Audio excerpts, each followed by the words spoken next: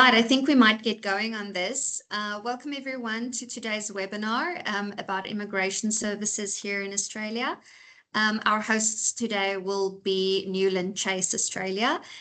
We have Kate and we have Simon, who is the Immigration Director and the Managing Director over at Newland Chase. They will be presenting today's webinar, and please engage as much as you want and ask your questions. We will be recording this webinar for distribution afterwards if you would like it.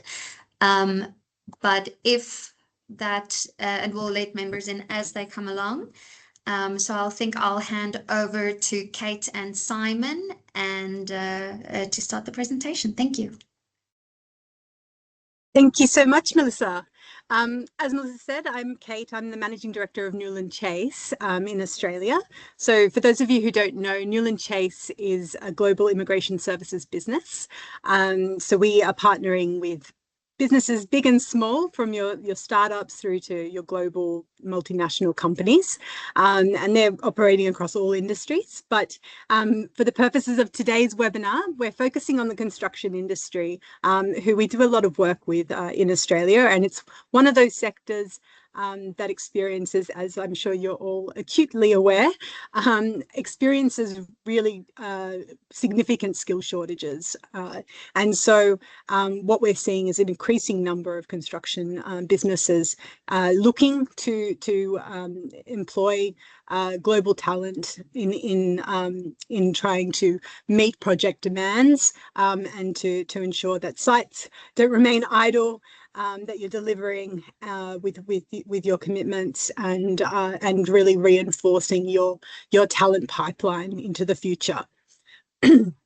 So what we will go through, so this is the agenda. So I'll briefly take you through just a number of visas that you might want to just keep in the back of your mind. So different visa options that are available in Australia that can facilitate work. Then we will focus on the 482 visa, which is the primary work visa used in Australia.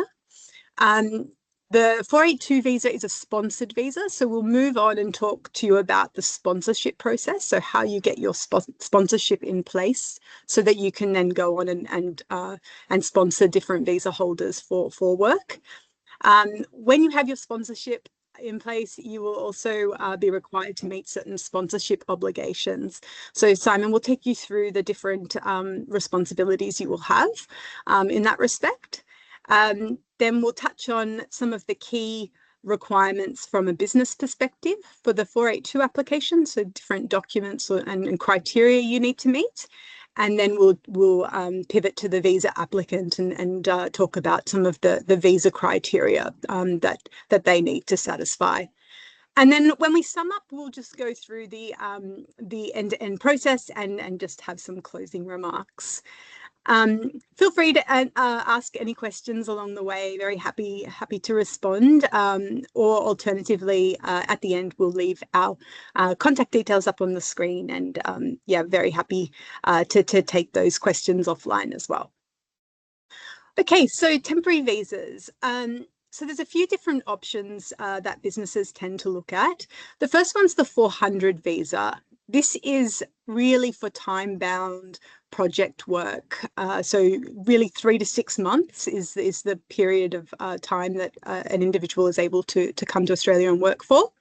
And it's really targeted at specialist skills. So skills that you require in the short term that can't be really found in the local labour market. This application is fairly straightforward to put together. It's got a pretty quick processing time, only 1 to 3 weeks. And as you can see, the lodgement fee from the department's end is only $430. So it's a really good option if you need that quick support in the business for a project, for example. While the applicant has to be offshore when they lodge the application, when they come into Australia and they start engaging in the work, the intention is that they will go back offshore following the completion of the work. But what can sometimes happen is that intention will change, and an opening will become available within the business. And so a 482 application, for example, will be considered and lodged while the person's onshore, and then they can access a bridging visa, and we can, ensure that continuity of work until they transition into their more ongoing role. The working holiday visa program is an interesting one. So we've got the 417 visa, the 482 visa. The visa applicant needs to hold an eligible passport. Most applicants, except for UK nationals, need to be under 30 to apply. They get a 12-month visa initially if they do the required specified work while they're onshore, and that's usually regional work, although the construction industry work in more regional areas sometimes qualifies for an exemption from that. Then they can be then eligible for a second working holiday visa, and then also a third one as well. So it can in theory provide 3 years of work all up. The main thing to keep in mind for the working holiday visa program is that there is a 6-month work limitation. So that's 6 months with any one employer. There are some concessions around this. One of them is if the individual changes their work location. So they might work with the same employer across the 12 months, but they do 6 months in one location for them, and then they change and do a further 6 months in another location. Also, in regional areas for the construction industry, there is the possibility of being able to do the whole 12 months with the same employer in the same location. So we just need to check that it's a qualifying regional area. While these visas are very quick, they're very cheap compared to others, they are legislatively capped, which means that there's quotas attached to different countries of passports. So these throughout the program year, we just need to check that for the particular country in question that the quota hasn't been exhausted, or that the department is still accepting applications. Some of the high demand countries like India and China, they have ballots, so to make it a little bit fairer. Then we have the student visa program, which also feeds into the 485 temporary graduate visa. So sometimes when a visa applicant from offshore hasn't got the requisite level of qualifications or experience to qualify for a work visa, they may consider coming to Australia on a student visa. They might start undertaking a qualification relevant to the industry. And while they're on that student visa, they are permitted to do typically up to 48 hours of work while they're studying. Once they've finished their qualification, then they can sort of look at further visa options onshore. So some will qualify for the 485 visa, which gives open work rights for a period of time. Some will secure employment and will look to the 482 visa through their employer to sponsor. We'll move on to the next one. Thanks, Simon. The 407 training visa. So this is employer sponsored.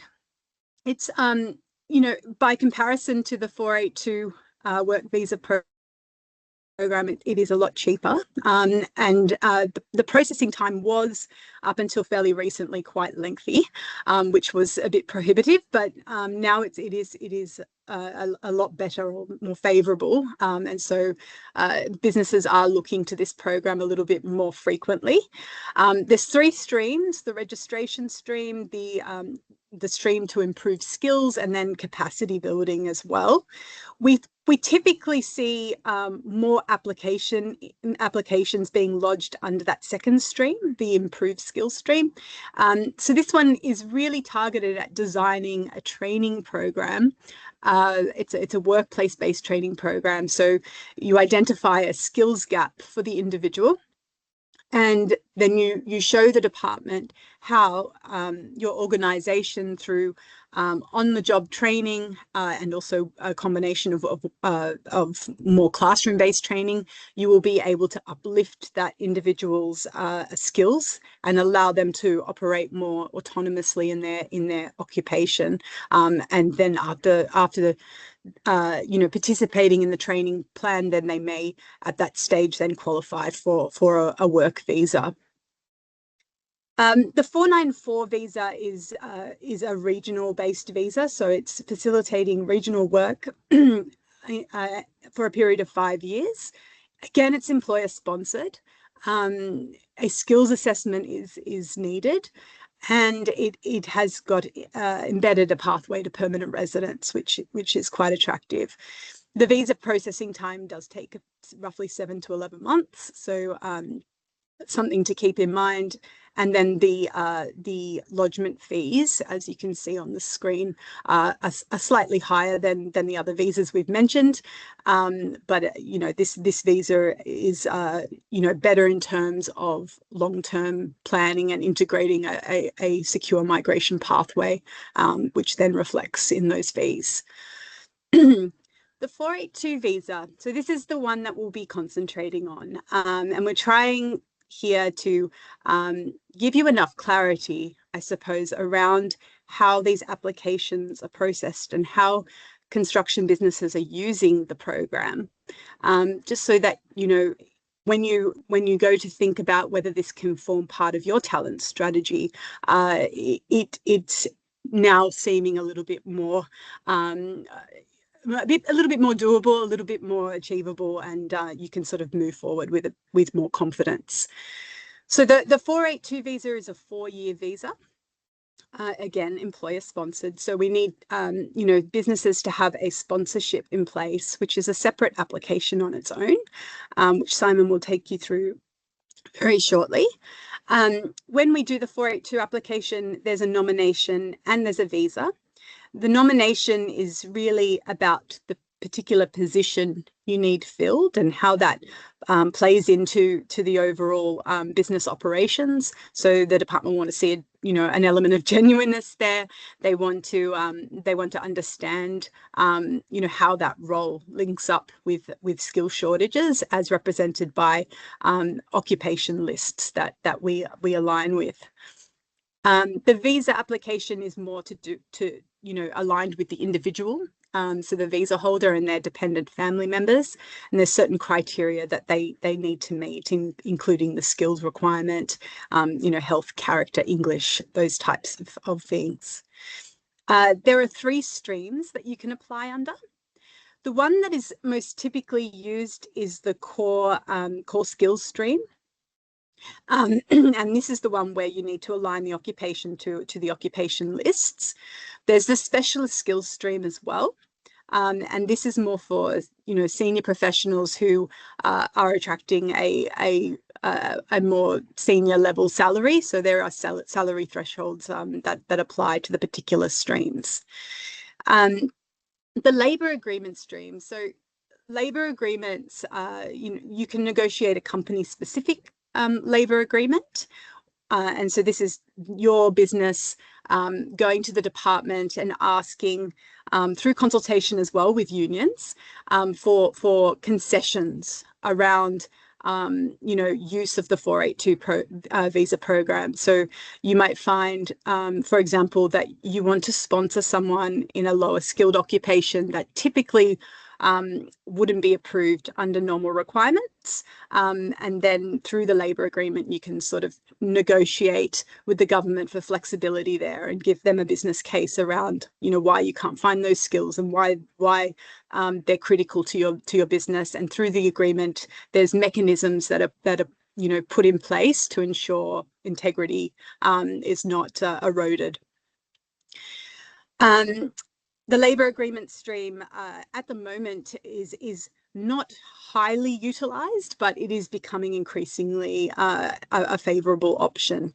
And besides the company-specific one, labour agreements, there's also industry-wide labour agreements in place, and DARMAs too, which are more regional focused. So there's a few different instruments that can facilitate that deploy of talent where needed.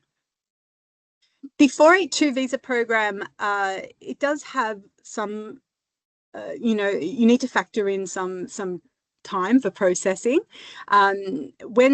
When the program was first implemented, the department had very ambitious processing times, and for one stream, it was they had expected that they would be able to work through the application in a matter of of days. I think one of the published timeframes was. So they haven't been able to meet that objective, but they're still working on it.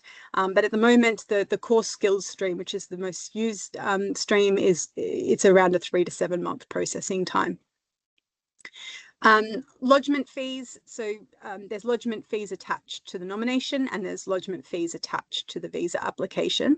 The one thing I would call out here is that there is a Skilling Australians fund levy payment, which is paid per visa per year that you would like the visa to be approved, so up to 4 years, and that's depending on the size of your business. It's either $1,200 a year or $1,800 a year. Okay. All right, I might pass on to Simon now, who will talk to you about cost recovery. Thanks. Thanks, Kate. Hi, everybody. So obviously what Kate's done there is give you a brief overview of the various visa options that you may be presented with over time, and prospective employees in certain circumstances. Just to give you an awareness that there are a bunch of visas out there that may be used for certain purposes. As Kate also highlighted, in most cases, what we're going to be talking about is the employer-sponsored temporary visa, the subclass 482, and its transition into a permanent pathway. So with that in mind, the 482 visa, as Kate said, you become an approved sponsor first of all, and then you're subject to sponsorship obligations, which we'll talk about in a moment. But one of the questions that Melissa sort of highlighted for us as we were putting the deck together was the cost is a factor that employers readily consider, and how can you protect as best as possible your return on your investment from outlaying these costs, and particularly with staff retention and things like that. So I've got in here a slide about cost recovery, and what this is basically saying is when you sponsor an applicant on a subclass 482 visa and with permanent visas, employer-sponsored permanent visas, there are certain costs that the business must pay and can never seek to recover from visa applicants. Okay, it's very roughly, it's around about half the cost must be paid by the employer, and about half the cost can be paid by the employer or by the employee. So essentially, what happens here is there are strategic ways to manage this to your advantage. Okay, so as a general guide, we counsel to avoid cost recovery. So that is where you pay for an application up front and you say, we will reclaim certain recoverable costs from you at milestones. If you don't stay a year, if you don't stay 2 years, that sort of thing, then we will recover those costs. It is in some capacity lawful to do that. But it has dangers as well. So it interacts with employment law where, can you lawfully deduct fees from salary, things like that. So you need to be a little bit careful about how you treat that. And also there's a kind of carrot and stick approach, that can be beneficial if presented the right way and can help you retain employees. So one of the strategies that we commonly advise on is to, rather than pay for everything up front yourself, you ask the employee to pay for the parts of the application process that they can lawfully pay up front. So they have paid that money, and therefore there is no cost recovery afterwards. There is only reimbursement. So if you stay 1 year, we'll repay you 50% of the costs that you paid. If you stay 2 years, we'll pay you the other 50% of the costs you paid. And generally, by the time they've stayed 2 years, they're eligible for permanent residence. And so then you can split the costs on permanent residence. Permanent residence takes about a year or two to get as well. And so you then get 3, 4, sometimes 5 years out of the same employee, not just because the employment relationship is good, but because there's a benefit for everybody and the costs are well managed. And so you have some assurity of that return on investment. So I understand that that's all quite complicated. If you don't deal in this space all the time, but these are the sorts of things that we will guide you through when you present us with your particular scenario, being mindful of wanting to get as much return on your investment as possible. So applying to become a sponsor. So this is the first part of the process. If you want to sponsor overseas workers on your 482 visa, you have to first become a sponsor. It's not very complicated. It's an administrative process. At its core, you need to prove that your business is lawful, active, and operating. So it's not a terribly high test. As with anything with government, there's some documents involved. We help you with all of those and simplify it as much as possible. But the sponsorship process is actually pretty easy. Only $420, takes a month or two to get this done. And then what you have is this umbrella agreement called a standard business sponsorship.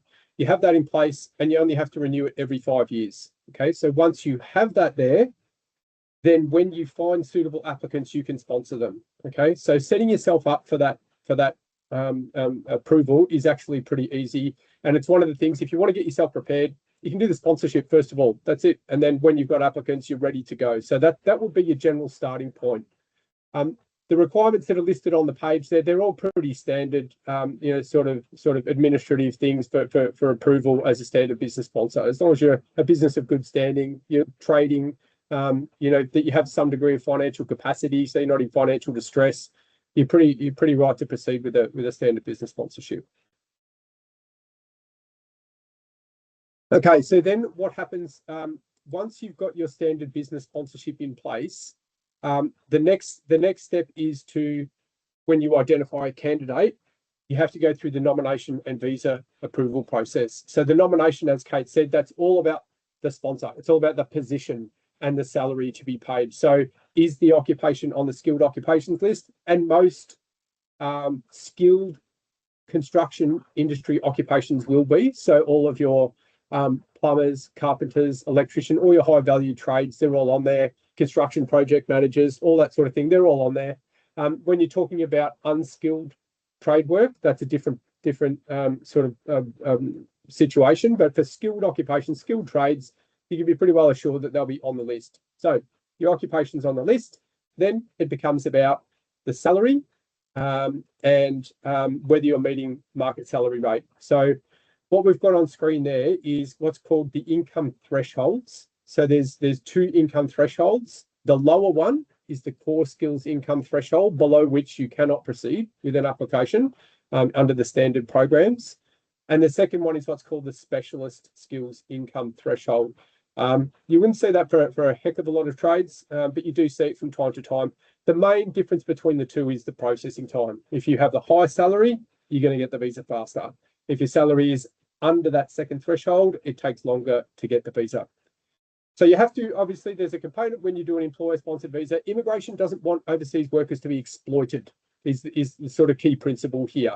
If you've got an overseas worker, you treat them as you would an Australian, is the basic premise, okay? So you have to meet a particular level of salary as a threshold, and then there's a second test. That is, so you've met the threshold test, do you also meet the market salary test? And this is one that I think is commonly misunderstood and blown up in the newspapers and, all sorts of, carry on that you hear out there that's just not accurate about how visa programs work. You hear that, the overseas workers are taking our jobs and they're getting paid less and they're undercutting us. The whole visa program is designed to avoid that, okay? So what you have here is, it's called an Australian market salary rate test. It can be met in a number of ways. It's a cascading sort of effect. So in the first instance, if there is an enterprise agreement or collective agreement in place that governs the salaries that are paid to Australian workers, that's your market rate, and so must your visa applicant get those rates, okay? So in that sense, what you pay the Australian is at least what you will pay the visa applicant. So no exploitation of the visa applicant and no undercutting of the Australians. As I understand it, there's quite a lot of these agreements within the construction industry, so it's pretty clear cut what the salary will be. If there is no collective agreement in place, then the next step is you look to, is there an equivalent Australian worker? So if there's an equivalent Australian worker in that occupation, then that's the benchmark that you must pay a visa applicant. So again, no exploitation of the visa applicant, no undercutting of the Australian salary. In circumstances where neither of those apply, no collective agreement, no equivalent Australian, then we use external market data. So we use sort of industry reliable salary surveys and things like that, which generally end up at about the same place that you would have with these other mechanisms anyway. So it's a pretty methodical process to determine what is the salary rate. And by doing that, you're ensuring that the requirements are met and that nobody's being exploited or undercut. The labour market testing, that bottom point there, that's about advertising of the position. Okay, so in some cases, you need to be able to prove that an Australian couldn't be found to fill the position. There are a lot of exemptions to labour market testing, such as, if you hold a UK passport, no labour market testing. If you hold a China passport, no labour market testing. If you've worked in the position in Australia for 2 years, no labour market testing. And there's a variety of circumstances like that. So it's one of the things that we consider and will advise on in each application, but there's a lot of ways that you don't have to advertise. Where you do have to advertise, it's just 2 ads on run for 28 consecutive days, and then it's at your discretion whether there was a suitable Australian or not. So it's pretty administrative, but sometimes it is part of the process that we go through. So in terms of that's basically what's involved on the employer side: identifying an occupation, identifying the salary, showing that it's market rate, any labour market testing. On the visa applicant side, there's a few things, and for the construction industry, there's a little bit of complexity here, which is where I think most of you guys will sort of have your questions around. So there's no age limit for the 482 visa. You can include family and the partner and children. They have unlimited work and study rights. There is English language criteria. So it depends, how you meet that will depend on your circumstance. It can sometimes be met by studying English. It can be met by taking a test. It can be met by holding a passport of certain countries, such as the UK. But there is certainly that criteria. Health and character applies to all visas. Australia doesn't just let in people who have terrible criminal backgrounds or, very poor health outcomes that might affect the Australian community. It just doesn't happen. So that's normal visa stuff. And then there's the skill requirement. And this is where some of the complexity comes in, particularly for the construction industry. Okay. So the skill requirement varies depending on the passport country and where they completed any qualifications and the occupation being nominated. Okay. So if you have, for example, what I mean by that, if you take an example of a carpenter, if you have a carpenter that has a years of work experience or a trade qualification from the UK and they hold a UK passport, the skill requirement is easily met. Okay, there's no skills assessment required. It is simply present your trade certificate and show that you've got 1 year of work experience as a carpenter, and that's it. Away you go. It's really quite simple. If, on the other hand, you have a carpenter and they're from certain countries that are listed there, then the skill requirement is a little more challenging, and they have to go through a process of what's called a skills assessment through Trades Recognition Australia. Now, that's not prohibitive, but it is time consuming. It does have costs involved, and it's certainly not going to help you fill your skills gaps very quickly. So you need to plan in advance. So when we're talking about construction occupations and different whether an applicant might be attractive or not, these are the things we can guide you on. But we certainly want to make that distinction that there are some applicants that are relatively easy and some that are certainly more challenging, depending on those data points. The other thing that comes into the equation with trades, and the most prohibitive thing in certain circumstances, is licensing. Okay, as you would be aware, there's a lot of trade occupations that require licensing, and there's a few that are most particularly challenging. So when licensing and registration is required, the applicant must be able to obtain that registration within 90 days of arrival in Australia. So that's something to consider in your forward planning. The main occupations that this becomes a challenge are electricians, plumbers, and I think on the next page there's another one for fire protection plumber, which sort of falls, it's a specialisation of plumbers that falls in that same sort of licensing category with some specialisation attached to it. And so basically what happens, you have to do demonstrations with TRA. So there's your qualifications, your work experience, you have to do demonstrations. And you go through this process of the authorised body, Trades Recognition Australia, checking your skills, checking your qualifications, checking your experience, and then they issue you an offshore technical skills record. You can then use that offshore technical skills record to apply for a provisional license state by state. So the process differs state by state. You get that provisional license, and then you can start to work in that occupation in Australia. And I think in most states, those licenses go for 12 months. And during that 12 months, there is a process by which you demonstrate your skills in an Australian environment, and then you can apply for full registration. And that's essentially the process, and the thing that we find most prohibiting or most challenging for employers in the construction industry is understanding that process of the registration with TRA, and then the provisional registration, then the permanent registration to work in those licensed occupations. And as I said, there's the three that are real key ones: electricians, plumbers, and the fire protection plumber. There's also gas fitters as well that fit into that. So when you are planning, or if your skill shortfall is in these occupations, you need to understand that there is a process that you have to go through to get these people to lawfully work in Australia as licensed practitioners. It's not prohibitive, but it is a process. So as I said, other occupations there: fire protection plumber, similar to plumber; gas fitters, similar, state-based licensing. There's different licenses for domestic, commercial, industrial. Again, it's all just a bit of a process that you need to understand for each occupation as we go through it. Air conditioning and refrigeration mechanics also needs licensing. And things like carpenters and joiners may need licensing depending on the state. So we treat each one of those cases as the inquiry comes through. We can give tailored advice depending on your situation. Helpfully, the Australian government and different assessing authorities, they recognise certain industries are in high need of skilled applicants to fill positions in Australia. And so TRA actually has priority processing of certain occupations. And in some cases, they have what's called streamlined processing of skills assessments for applicants who hold formal qualifications. So what this does, you still have to go through the process, and you still have to get your qualifications recognised and get your licensing and all that. But it's been a recent sort of change in these programs over the last year or so that it's recognised that we just can't fill those skills gaps without something happening. And so they've made these programs faster and easier to navigate for construction. So we've got some PDF documents that outline the countries and the occupations and that sort of thing, and we'll flick those through to Melissa. So she's got a reference tool there, but we can also guide on a case-by-case basis of how your particular question or scenario may fit into those priorities. I think here I'll hand back to you, Kate, to talk about the application process. Amazing, thank you.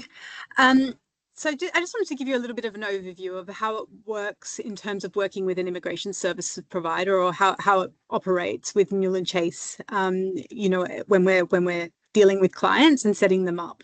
So initially, as Simon mentioned, we would start with an initial inquiry, but we like to really get to know our clients. We like to understand what your need is, and what sort of positions you're struggling to fill, and what kind of volumes of applicants you're trying to recruit from overseas to support your projects onshore. So this is a little bit of an information gathering type exercise, but it's really important in terms of just setting in place a really good strategy and plan for how you're going to, reinforce your talent pipeline, not just for the current or for that one particular individual or for that current project, but how you're going to plan and pivot, because as we know, immigration, it's a very dynamic, it's a very politically sensitive type beast, and so that planning exercise means that later on, when there's immigration changes, when new opportunities arise, new risks emerge, you've already cut out 90% of the work. You're already in a state where you can jump in and really tackle those issues head on. And it doesn't cause that level of friction within your business, and it doesn't cause delays, and you know, it's much easier to manage expectations internally and with clients around different business objectives. So that initial process is really just finding alignment, I suppose, in what you're trying to achieve. We obviously have you know, a tried and tested model in terms of delivering immigration services, but you know, immigration is felt differently across different sectors, and it's felt differently even for different businesses working within sectors. So we just need to make sure that that what we're delivering is going to resonate, you know, in the best possible way and set you up for success. So that's the sort of starting point. After we've gone through the engagement process, we've set you up on our systems, then for each case that is, you know, put forward or initiated with us to help you with, we go through, again, a little bit of an exercise regarding that particular individual or particular position. So looking at the available pathways, it's a bit of problem solving. Which visa is the right one? Are there any risks for this particular case? How are we going to manage those risks? What types of evidence do we need to put forward to the department? Is it going to meet the legislative criteria? So we'll do a review of your current situation and your ability to meet the requirements in the way that the department expects. Once eligibility has been established, we would then try our best to take a lot of the immigration piece away from you and your team, so that you have the capacity to do you know, what you do best. So we work directly with the individual to help them meet the visa criteria that Simon went through before. We work directly with you on the nomination side, so, you know, meeting the market salary rate and the labour market testing and so on. So once we've got all the documentation together, and, you know, we would set you up. So we've got a proprietary work-based work management system that we would sign you up on, and the individual would be signed up on this technology as well. The benefit of the technology, it's very easy to use, but it clearly sets out where in the process we're up to. It has really great reporting capabilities. So if you're working across large visa populations, you can run a report, for example, of all your upcoming visa expiries. You can run a report of all the cases you're working on at the present time. If an immigration change comes around and we need to see who's going to be impacted, then that reporting is key to be able to triage.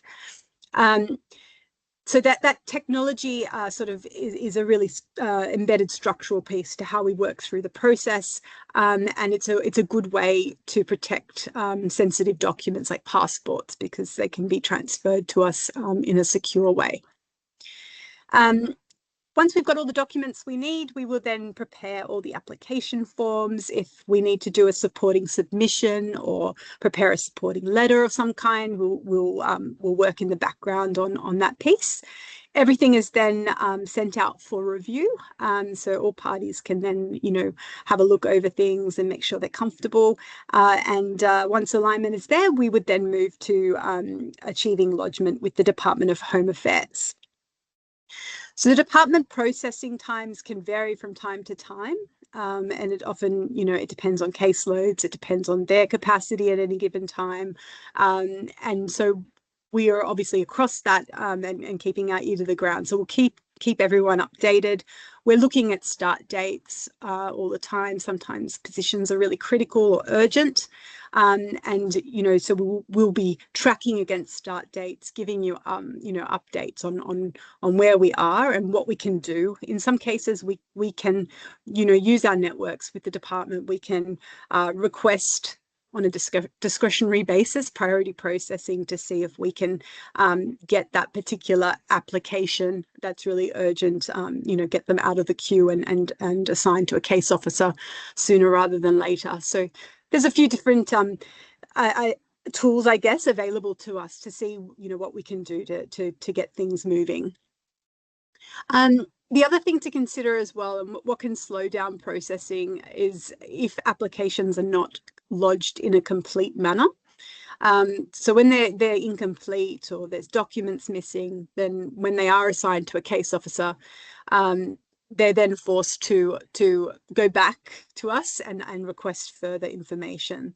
We try to avoid that situation as much as possible and supply what we can up front, so that then, we're maximizing the chance of the visa just being approved on that first occasion when the case officer opens it up to assess. So following visa processing, and the visa is hopefully, and in the vast majority of cases, is approved, then we would communicate that decision straight away to both yourself and the relevant candidate, and we would outline for you, what your responsibilities are as an employer in respect to that visa holder, and to the individual what their visa conditions are and what they mean.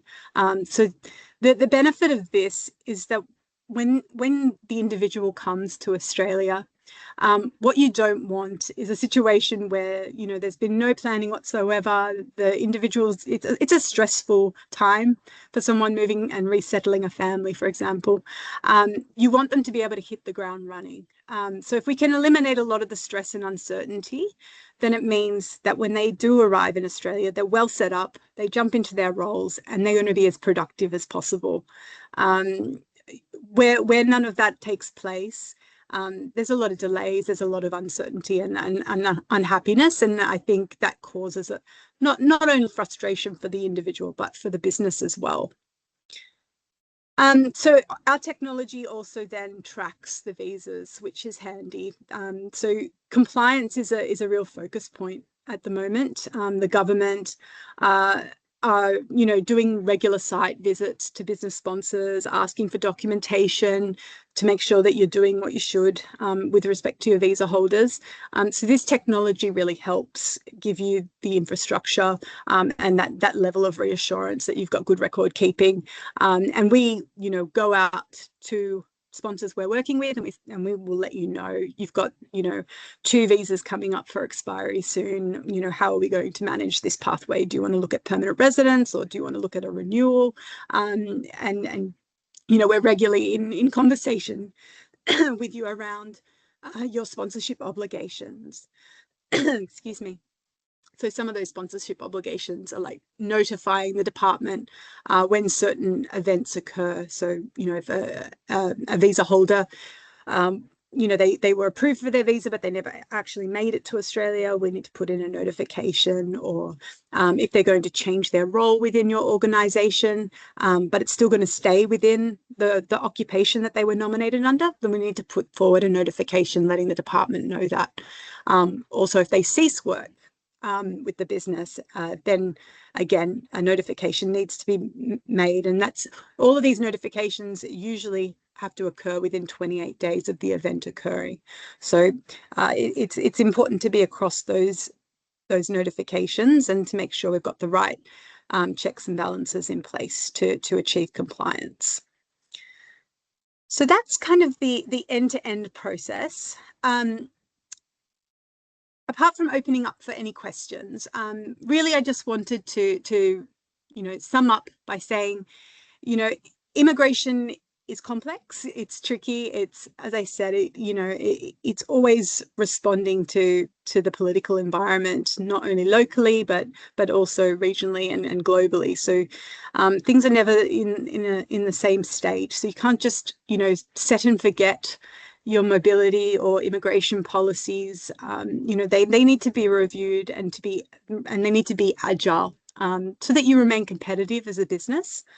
You don't want to invest huge costs in bringing a visa holder into Australia and then not have the right talent retention strategies in place, and then they jump ship to a competitor. That happens all the time. And before individuals were locked in with their sponsors, they're not anymore, and they can move across and they can still be eligible for permanent residence. So I think first and foremost, be be aware of the immigration pathways. You know, partner with the right people so that, you know, you're staying ahead, you know, across trends, you know, what emerging risks and opportunities are there, so that you're being strategic. And then really, it's about, you know, having the right compliance mechanisms in place, and really unlocking that talent in the best way possible.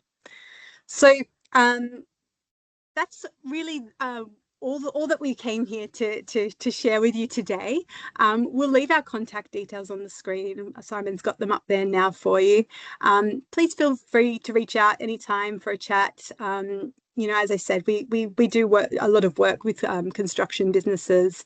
Really happy to workshop any ideas with you, or you know, help see how we can partner with you to make immigration a really strong you know, tool in your talent attraction and retention strategy.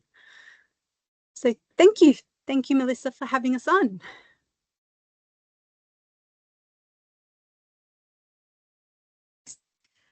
Thank you very much, Kate. I think let's hear if there are any questions. I know you said that, you know, you're happy to take on some questions. I'd like to know if there are any questions from the members that are in attendance. Please, let's take a couple of minutes and discuss anything that you might want to know. Otherwise, we will just end the webinar.